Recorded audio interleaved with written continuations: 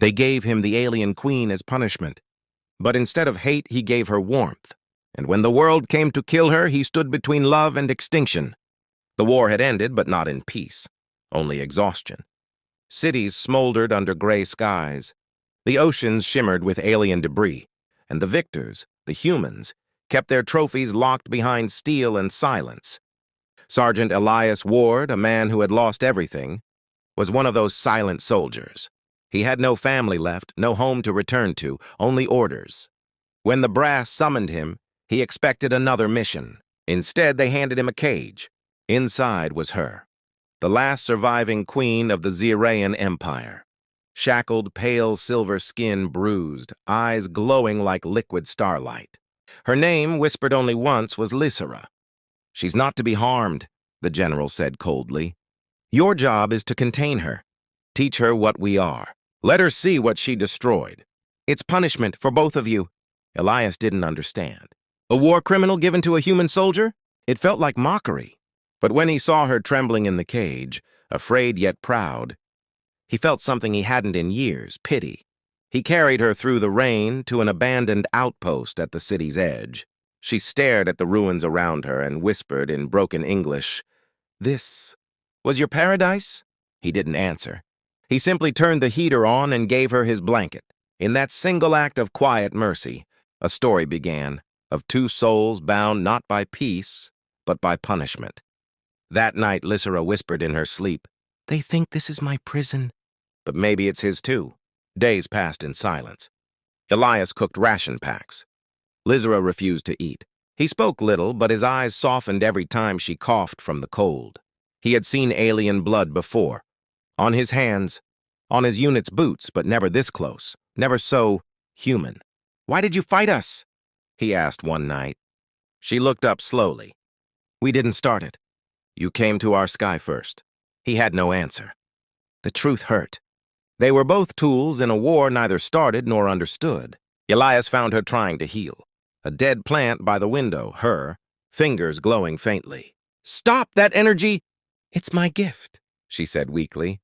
"But every time I use it, I lose a piece of myself." He stood there watching her light fade. She wasn't a monster, just another casualty. That night, he buried the last piece of his hatred. When Lysera saw him fixing her broken chain the next morning, she whispered, "Why are you kind to me?" "Because someone should be," he said quietly. "Even if it's too late." But the military wasn't done watching. Hidden cameras blinked in the dark, recording every breath they shared. Elias didn't know the truth. Lysera wasn't given to him for mercy. She was part of a secret assimilation experiment, to see if alien biology could emotionally adapt to human empathy. Every night, data streamed from her room to the military labs in the capital. And every day, Elias unknowingly gave them results by offering her humanity. He taught her to hold a spoon, to read human letters. In return, she hummed alien lullabies, low and haunting. "Your world sings in minor chords," she told him. "Even your wind sounds lonely?" Her words stayed with him.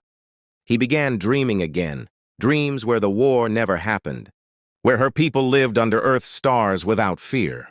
But dreams can be dangerous, especially when the walls have ears. One night, Lysera saw a red light blinking behind the vent. Her eyes widened. "They're listening." Elias followed her gaze and ripped open the panel, revealing a micro-drone. "Damn them," he growled. He smashed it with his fist. That night, as alarms echoed from the horizon, Elias realized protecting her now meant betraying his own kind. Elias knew he had crossed a line. Destroying a surveillance drone was treason, but when he looked at Lysera's terrified face, he didn't care. "We have to leave," he said, packing rations into an old military satchel. Lysera hesitated. "Where would we go?" "This planet hates me." "So does it hate me," he replied. "Maybe we'll fit right in." They left at dawn, hiding in the shadows of collapsed buildings. The air smelled of rust and rain. Elias led her through forgotten tunnels, the ones he once used to transport prisoners. Now he was the one running. At night, as they rested in a ruined metro station, she watched him wrap his bleeding hand from the drone's sharp edge. "You bleed the same color as we do," she whispered. "And you feel pain the same way?" he said. For the first time, she smiled faintly. Something delicate was forming between them. fragile as dust, dangerous as fire. But above ground, the military was already mobilizing. Commanders barked orders, recover the Queen, bring Ward in, alive if possible. By morning, the news spread through the capital. The alien Queen had vanished, aided by a human traitor. As the sun rose, Elias spotted black drones swarming the skyline. He whispered, "They've found us." They found refuge in an old cathedral, its glass shattered, its pews buried in ash. Lizera touched the cracked altar. "Your gods abandoned you too?" she murmured. Elias replied, "No, we abandoned them first. They hid for 3 days." Elias rigged the doors with tripwires and motion sensors. Lysera used her fading energy to warm the air. Each use left her weaker, paler. "You shouldn't keep helping me," he told her one night. She smiled softly. "Maybe this is how I atone." She touched his hand, and for a heartbeat, he saw her memories, her planet burning, her soldiers dying, her own people turning against her when she tried to surrender. He pulled away, shaken. "You were trying to save them?" "I was trying to end the war," she said. "Your leaders refused peace." Silence filled the cathedral. Two victims of two empires, both branded as monsters. That night, Elias dreamed of holding her in a world that never knew hate. But dreams couldn't survive daylight. At dawn, an echo thundered through the ruins, a mechanical voice. "Surrender the Queen, or be purged." They came like a storm, armored soldiers, drones, exosuits glowing red in the mist. Elias grabbed his rifle. "Stay behind me." Lizera shook her head. "If they kill you, I'll die anyway." She stepped forward, raising her trembling hands. Energy radiated from her palms, distorting the air. Drones crashed, soldiers faltered, but the effort ripped through her. Blood shimmering, like starlight ran down her wrists. Elias pulled her back, shouting, "Stop! You'll burn yourself out." "I already did," she whispered. A plasma round grazed his shoulder. He fell, clutching his side. The soldiers surrounded them. One lifted his weapon, then froze. Lizera's eyes glowed brighter than fire.